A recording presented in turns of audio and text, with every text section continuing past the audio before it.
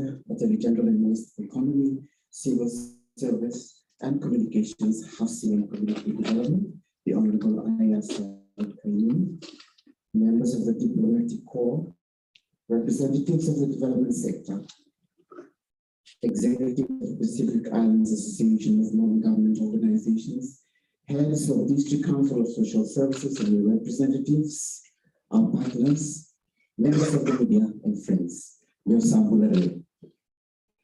Members of the District Council of Social Services, our national members and partners have spent the last 2 days unpacking development effectiveness and how it links to the work that we do daily to address the needs of those whose voices we represent.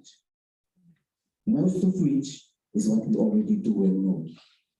It's now connecting it to agreements and principles, case in point being the Busan Partnership Agreement for Effective Development Cooperation of 2012 and the Istanbul Principles on Development Effectiveness of 2010.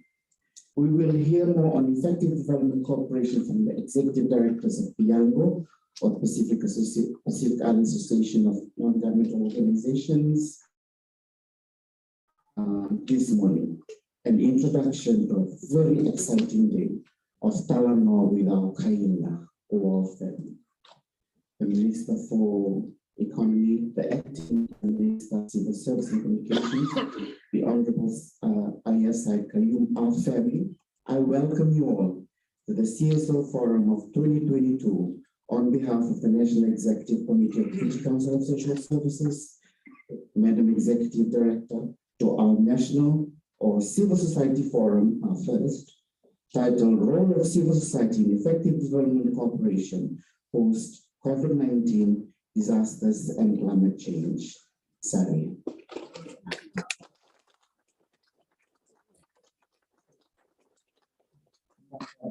Thank you, Mr. President. Ladies and gentlemen, there are more than 1 billion people globally who go to bed every night hungry. When development effectiveness was discussed and decided upon, it was to be able to feed every single human being on the planet to be able to go to bed with a full belly.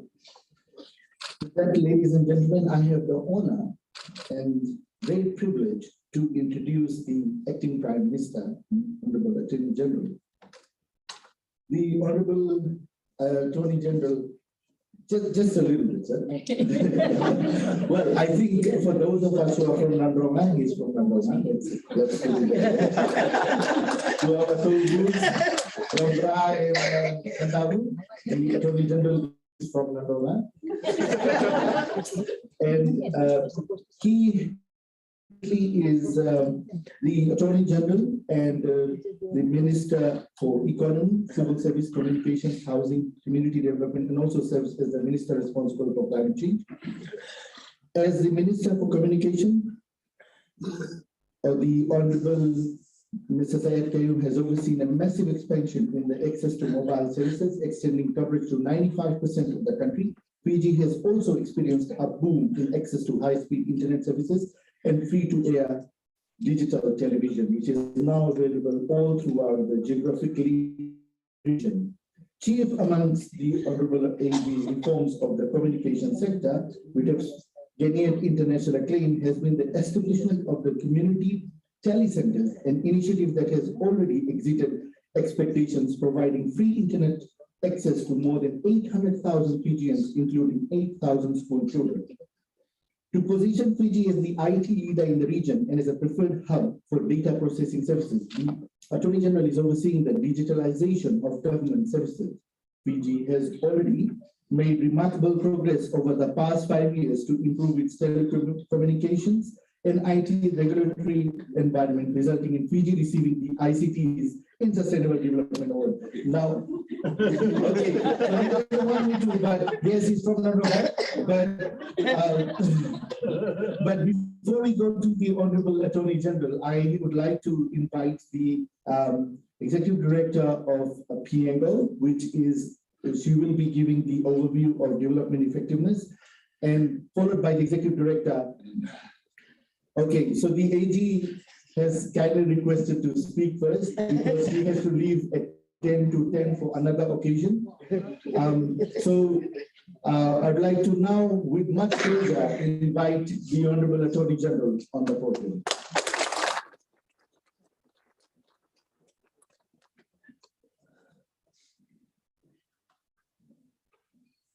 I normally say Bulanaga to compel to say Tawabina. But ladies and gentlemen, can you please ask the two ladies here on stage to take a seat at the table. Before I start speaking, unfortunately, and I'd love to come back at some stage if I have the time, but I wanted to actually stay a bit longer, unfortunately, given sort of some of the events that are taking place this morning and time constraints. But before I actually start saying a few words, I wanted to just show you two videos, which obviously has an impact on development and some of the more current issues. That is a cross-cutting phenomena in sectors, but across all sectors of society, including, of course, not specific to one country, but specific to all the countries in the world. We start off with the first one.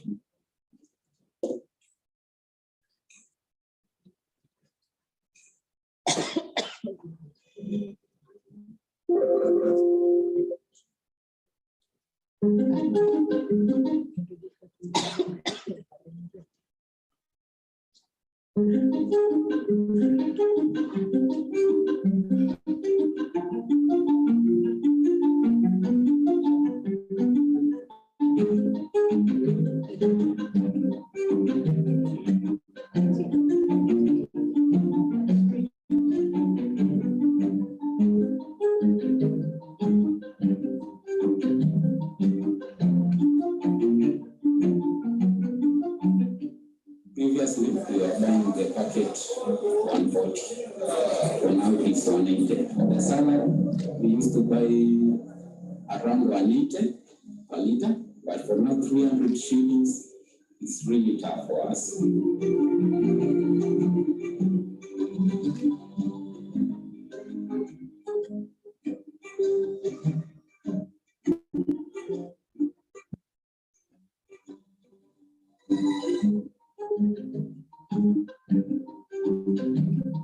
Ukraine grows enough food to feed 400 million people on planet Earth. So when the farmers on the battlefields aren't planting or aren't harvesting, what impact do you think that's going to have?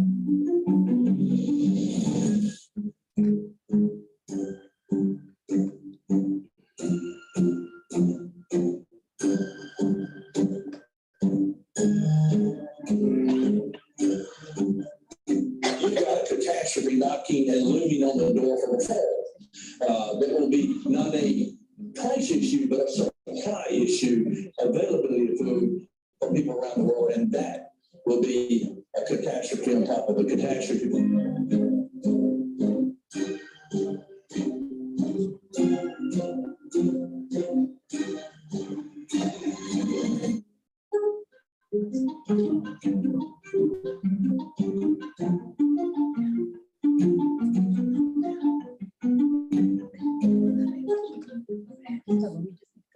Show you the second one again. With food on the table, community kitchens like this are starting up around Sri Lanka as people struggle with its worst economic crisis in more than 70 years. Food inflation has hit nearly 60%, and many people are finding it difficult to cope. Most of these community who are coming today or we coming are surviving with 2 meals. So we are giving them the responsibility of surviving for 1 meal, and we are saying, right, we will support you with 1 meal, but a good healthy meal. Few now get to eat this well. It's very difficult. We rarely get food like this. Only my husband is working, but what he earns for a day is not enough to feed the 3 of us now. Tax cuts 3 years ago slashed government revenue by more than $2 billion. The tourism industry was then damaged by the Easter bombings and the pandemic. Now there is no money to import fuel, medicine, cooking gas, or food. Right now, actually, our main focuses are on food indicators and again, long to medium term community gardens and home gardens, because we can do rations, but it's very short term. The government is appealing for help. We urgently require the assistance of our friends in the international community to ensure that our immediate needs in terms of the importation of essential medicine, food supply, and fuel. India and China have sent food and medicine in recent days. The opposition says the government has weakened the economy through populist policies and mismanagement. A nationwide campaign dubbed Quota Go Home has been running for 2 months, calling on the president to resign. The government is seeking a loan package from the International Monetary Fund or IMF. Critics say it will take too long, even if agreed, and people need action now. Tens of thousands of Sri Lankans are going hungry amid the country's worst economic crisis in decades. Community kitchens like this can only feed a fraction of them. Vinod Fernandez, Al Jazeera, Colombo. So, ladies and gentlemen, this is obviously a very critical issue globally. It is already affecting us, perhaps not in food supply as such, but already affecting us in respect of fuel increase, the price of fuel increase. It's affecting us in respect of the price of wheat rising up significantly. You can see that the Ukraine area feeds 400 million people in the world. There's actually shortage of bread. Bread for the people in Africa, in some parts of Africa, like North Africa, Middle East, is like dal or cassava for us. That's a staple diet. They don't have any other diet. People are clambering over each other and beating each other up to get one loaf of bread, or those pita breads that you see. We don't have that situation. But the situation, obviously, globally is getting very dire. And that's a very fundamental issue. All of your different organizations may be focused on respective areas. Some of you may be focused, for example, on, some of you may be focused on other aspects of the art. But food obviously is a critical issue. The cost of things is issue. The fabric of which is important. Some of you, all of you are very important. That's all important. The carpet on this hotel, the floor is important. The watches, the shoes are all important. The cars outside are all important. The lights, the ceiling, this mic that I'm using, the screen, everything is important. This computer is important. Pacific Island countries obviously have a higher tendency of importation. Some Pacific Island countries obviously have a higher rate of importation. Some Pacific Island countries obviously import basic food items. We in Haji, Bora, Bele, Uto, we have those supplies. We need to always enhance the supplies. We need to be able to learn to know how to change our food habits. Some of you may be too used to roti, purini, bambakau, pani keke, bread. These are all made from imported ingredients. Of course, flour is price controlled in Fiji, but if the landed cost of the wheat that comes to Fiji is increased, then obviously the price of that will increase. The price of fuel used to be $25 a barrel only about 18 months ago, and today is about $120 a barrel. The bus operators will say you have to increase the reality. All of those things actually have an impact. There is even a greater need now for civil society groups to work in collaboration with government, as opposed to diverging away from what government is doing. It's not a time to actually have your own little territorial gains, but maintain territoriality. A collaborative approach. Economic development cooperation is critically important, notwithstanding the fact that you have the Istanbul Principle. The Istanbul Principle obviously talks about the recognition of civil society in terms of focusing on development. Unfortunately, and I have to say this, a lot of civil society groups in Fiji think that you only are able to assert yourself if you are different or an anathema to the principles of what government is proposing. That is not the way it works. Many countries in the world you see civil society groups working hand in hand with government to address fundamental issues such as this. We have the Disability Forum that has been working with the Electoral Commission. So today we have, and never had before, in the regulations of the electoral running of the elections, the electing regulations about how a person with disability will have the ability to access facilities that will make it a lot more conducive for them to vote. We never had them. And that has only come about because of the fact that there is collaboration between all the key stakeholders. So my message to you, ladies and gentlemen, this morning, to be able to have a collaborative approach, to be able to ensure that the development goals that we want to achieve is done in a partnership. I was asked 2 nights ago that FCOS has said that people in Fiji are suffering in a very tragic manner, and that people are, on rubbish dumps and selling metal or metal. I think they're saying scrap metal. These things get blown out of proportion. The people who are not poor. There are people. But unfortunately, the statement did not actually mention about all the systems that's been given. The statement did not mention the fact that everybody in poverty alleviation in Fiji or social welfare received $50 top up. It did not mention the fact that, notwithstanding the fact that we had 50% of government revenue slashed in the past 2 years, $4 billion lost in foreign exchange, $2 billion decrease in our GDP, that we still maintain poverty alleviation, we still maintain all the welfare system, we still maintain free education, we still maintain free textbooks, access to hospitals. So it's taken out of context and then highlighted. It gives a complete wrong impression of what is happening. Even policy makers or even the bureaucrats will say, hey, we are doing so much and all this focusing is on this. And some media organizations will, of course, blow it out of proportion. The fact is, it is election year. Everybody wants to be better than somebody else. I'm here talking to you as a government in terms of what we have been rolling out as a policy. We have the same message for our development partners too. Because sometimes we see that even within the different development partners, even organizations like the UN, you'll find different arms of this trying to get a few runs on the board, trying to compete with each other as to which NGO, which government ministry will actually get to use their line of development, their line of cooperation.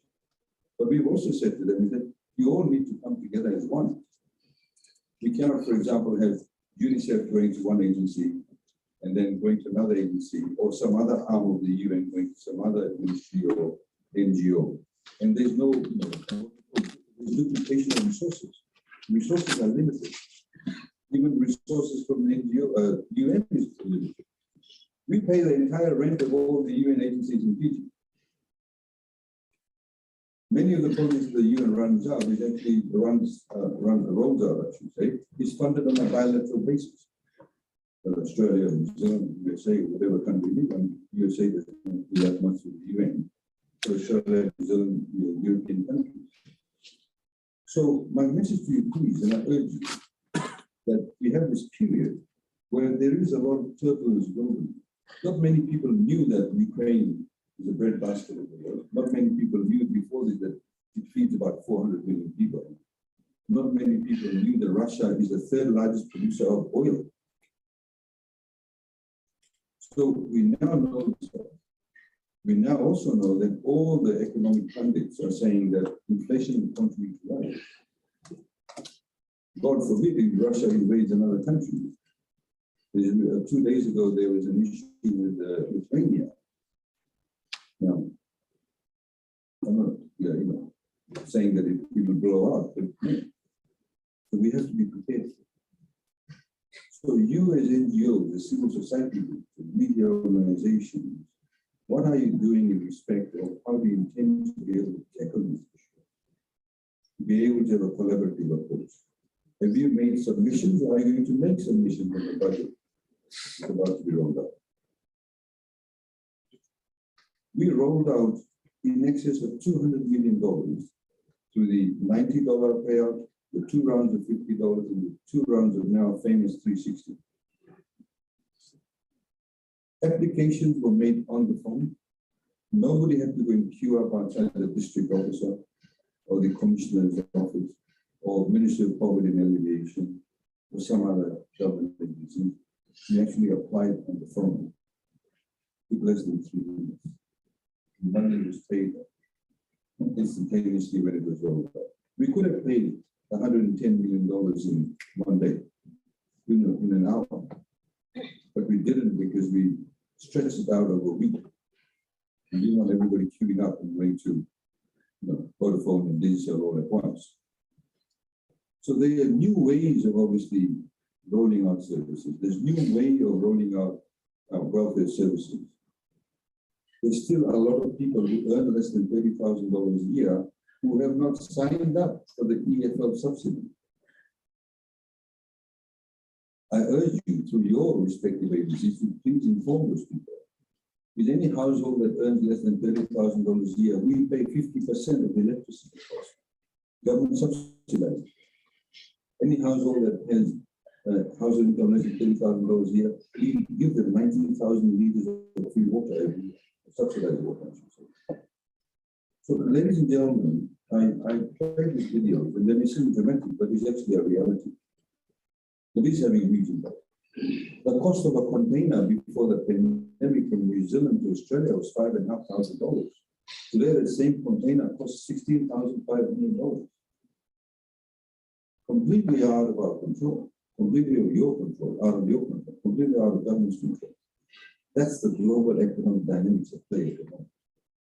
We are told by shipping companies that the freight costs should actually come down by September, October. God willing, it will. Because China was actually locked down. It's the largest manufacturer in the world. When it's locked down, all the containers are locked down. So it's short of the containers. Long beans before a cyclone cost $2 a bundle. After the cyclone, long beans is $5. Yangona before Cyclone Winston was $85 a kilo in Suva. After Cyclone Winston, $185 a kilo. Supply and demand issue. That's precisely what's happening. So that head of FAO saying it's more of a supply and demand issue. USA has the largest oil reserves. They're not releasing it. They want to be the last country holding the oil reserves. A lot of economics, a lot of financial machinations taking place. What we can do, how can we respond? How can we, for example, we'd love to hear from you in the private consultation.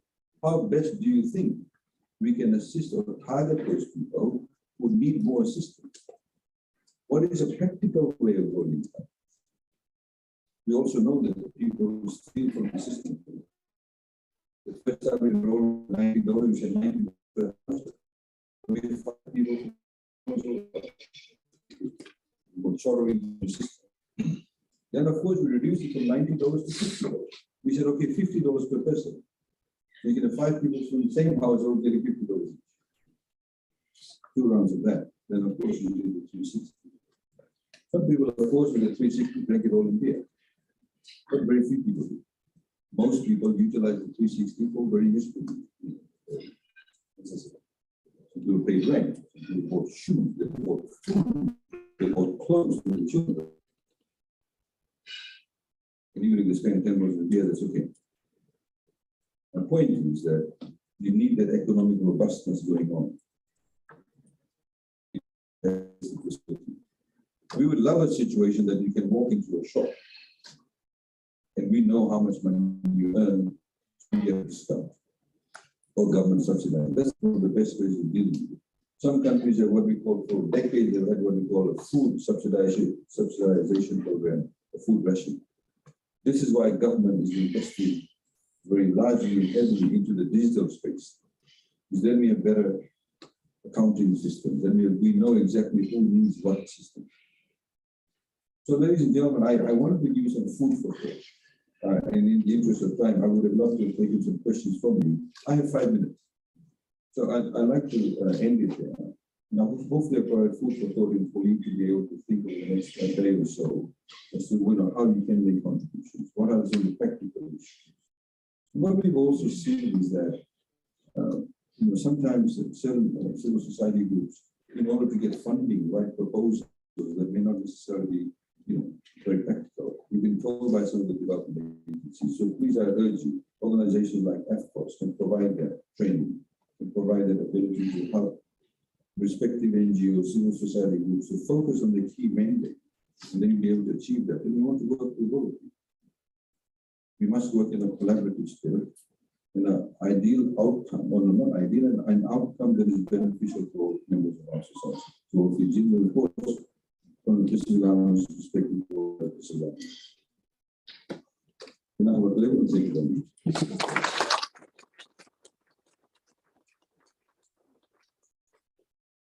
we take questions so that we have a few NGOs around the group who may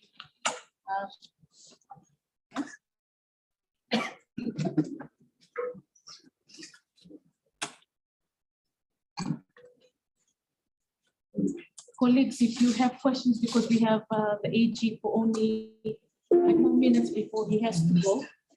Some of you have come prepared to ask questions. Please do. We started the budget consultations yesterday at the new campus. A lot of questions.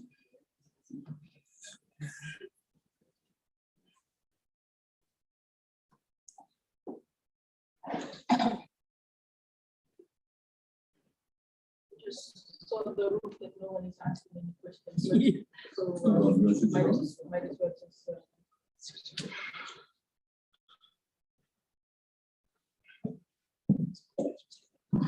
might as well just perhaps comments about your what you had put forward from the consultation that we have done with the AFCOS and the community representatives who are here in some of our civil society organizations in Fiji.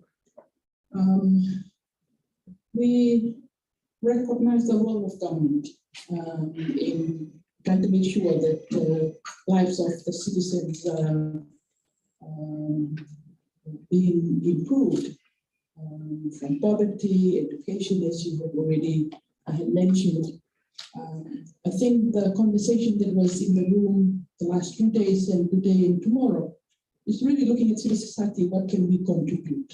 Yeah, and so the enabling environment that our government are providing for civil society to continue to play a role, but at the same time for some of our civil society to recognize that when the work that they do, it's complementing the work that the government has put forward, and there's the role of government to provide us with the vision and the strategy that will have to guide us going forward. So I'm quite happy that that you have the opportunity to share with us what the government wishes for Fiji. But I suppose for Piango, because we are working at the regional level, we see Fiji play a critical role in our region. And I suppose that's probably where I'm coming from, just to acknowledge the leadership role of Fiji in leading the region forward. With the 2050 strategy coming up and the leaders meeting and Fiji's chairing, we are looking forward for our government officials and our government political leadership to provide opportunity for civil society to continue to engage in making sure that the lives of our people, particularly with climate change and the impact of that. So we come with good faith. We come with notions of looking for opportunity to engage. We may not have the money, sir, but we have all the will and mobilizing people to find in ourselves how we have to better do our job. But at the same time, look at it from a CSO accountability framework. That's what development effectiveness is. That it's not just us looking at government to find how they can be accountable, but ourselves to be having established our own standards to be accountable ourselves. So with that, it's just like a comment and then perhaps put forward what the conversation has always been in the conversation that we had in the room. Of course, is bringing that we have been told by our members come down from the high level when we talk about Busan and Istanbul to make it relevant to the country, and of course, it's leading the conversation. So just a comment on the questions, sir. Thank you. Thank you. I think that's some key things that you highlighted very important in terms of transparency. We love to do a lot more work with the respective NGOs also. I think sometimes with respect to umbrella organizations, that can get lost in the system. But, for example, we're working very close to the Frank Hilton School. Although it's a sort of institutional setup, we give them $850,000 a year for the past 3 years. Essentially, because we want early intervention in auditory, people who are born with auditory impediment. A lot of auditory impediment with child with auditory impediment can be fixed up. Then they also become productive members of society. But early intervention is critically important. And we also believe, for example, people what we call disabled have a lot of abilities. To work with. So other organizations we do work with. Sometimes when disbursements of funds are concerned to respective NGOs, we find that they don't get disbursed of funds because no proper accountability of funds. That's really important. So yeah, for us, the more the merrier. We can't do everything alone. Nobody can do everything alone. So again, it's critically important to do a collaborative approach. And have our sort of eyes on the mandate. Some of you are very your constitution may have a particular focus. And you may then, of course, develop specialization, which may not necessarily exist within the bureaucracy. So we want to be able to tap into that. You may have a network, for example, some bureaucrats may not have. Again, we want to tap into that. So that's why I keep on talking about, very few actually NGOs make submissions on the budget. Very few. Of course, there's some, but individual NGOs, very few of them do that. And there's nothing stopping them from doing so. There's nothing stopping NGOs from doing their work at the moment. But, like I said, it needs to come up so we can provide more assistance to you. It would be great to do that. A lot of opportunity in the green space, a lot of opportunity in the blue space. At the moment, we're looking at developing the blue bonds, the issue of the blue bonds. And the way that we're structuring the blue bonds is that some of the money will be made available to civil society groups and also to the private sector. Some money the government will use directly themselves, and others will be actually funding, to give directly to NGOs and private sector. The Jobs for Nature program with the World Bank over the next 3 years, about $18 million. Put it under the IDA fund, 0% interest rate. So that is open to women's groups, youth groups, any other groups that may set up, as long as they've got a structure. Minimum wage is $4 an hour. Planting mangroves, terrestrial trees up on the land with the hills, seagrasses, and also for wastewater management in villages, for example. In building latrines, going to drainage systems, people will get paid for that. That money is specifically to pay for labor costs. That money is specifically, for example, to pay for the cities. It's an entire program. There's, of course, unemployment is increased as a result of pandemics throughout the world. But we need to be able to, again, tap into those resources.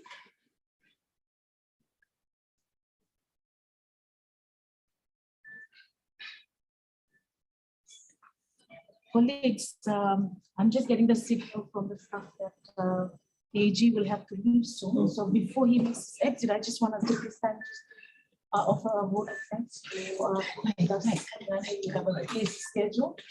I know that he has a busy schedule. He has to be off to Sova to go to the police pass-out parade, which they're waiting on him right now. So I just wanted to ask us if we could take some time just to thank the AG and the usual man. And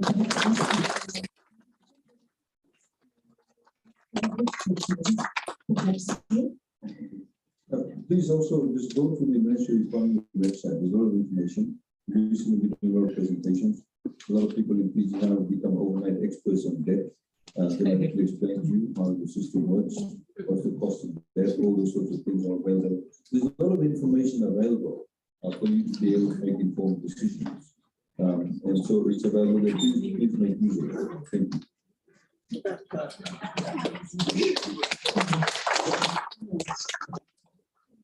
Colleagues, we can quickly make our way up. And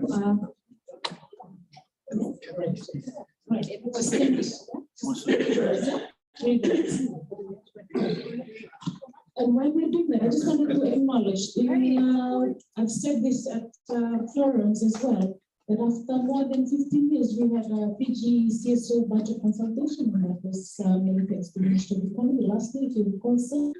The significance is that it had not been done in over 15 years. We're hoping that that can be enrolled. Specifically to CSO doesn't mean that when other times we've done consultation, CSO could not come. That's my point.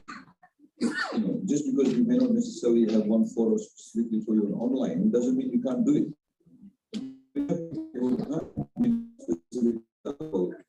Budget consultation with the factors of business people, but they also make submissions. And so can do it. Okay, moving.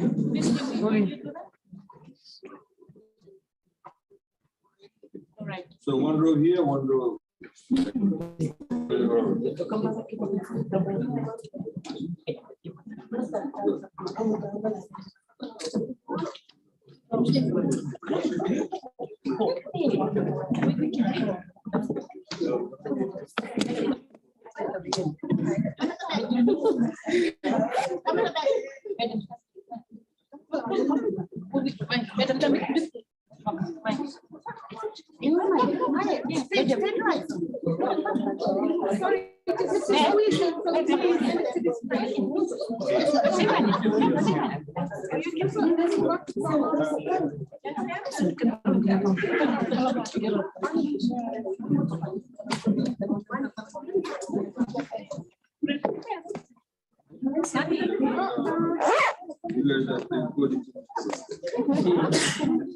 Some sit down.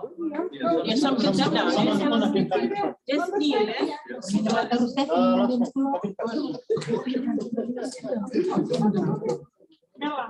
Oh, right. Macaroni.